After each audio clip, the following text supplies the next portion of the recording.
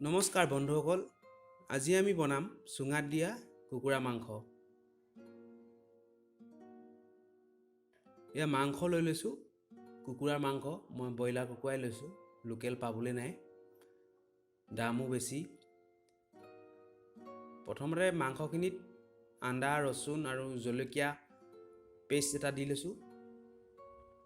ইয়াৰ উপৰি ৰং জলকীয়া,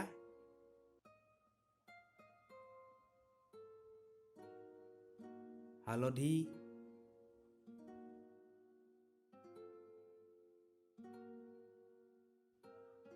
নিমখ,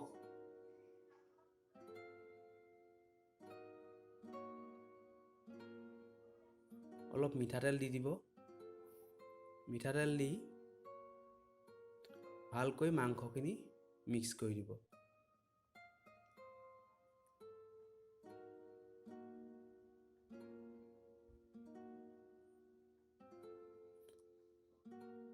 আপুনি যদি ইচ্ছা কৰে ধনিয়া পাত ব্যৱহাৰ কৰিব পাৰে সোৱাদৰ কাৰণে। মই অলপমান ধনিয়া পাত দিছোঁ, বা নগা ধনিয়া পাতো দিব পাৰে, তেতিয়া সোৱাদ হয় খাবলৈ।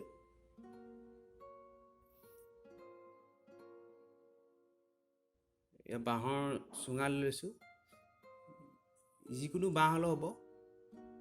বাঁহৰ চুঙাটো অলপমান পুৰি দিব, অলপমান ধোঁৱাৰ গোন্ধটো ভিতৰত ওলাই খাবলৈ বেছি ভাল লাগে।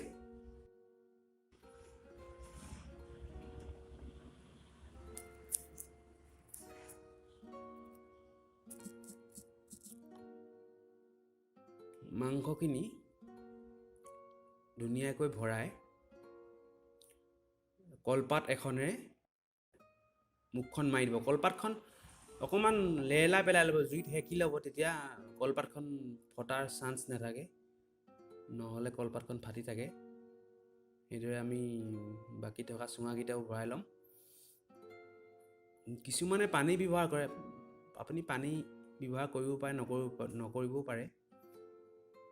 এতিয়া আমি জুইত প্ৰায় আধা ঘণ্টামান কাৰণে দি দিম। যদি জুই ডাঙৰকৈ জ্বলে তেতিয়া সোনকালে হয়, প্ৰায় মিনিমাম আধা ঘণ্টামান লাগে।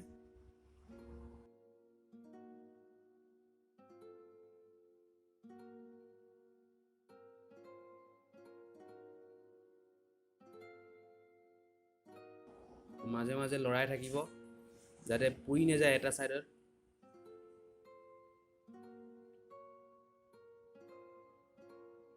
প্ৰায় আধা ঘণ্টা হৈ গৈছে আমাৰ। ইতিমধ্যে আমাৰ এয়া চুঙাত দিয়া কুকুৰা মাংস ৰেডি।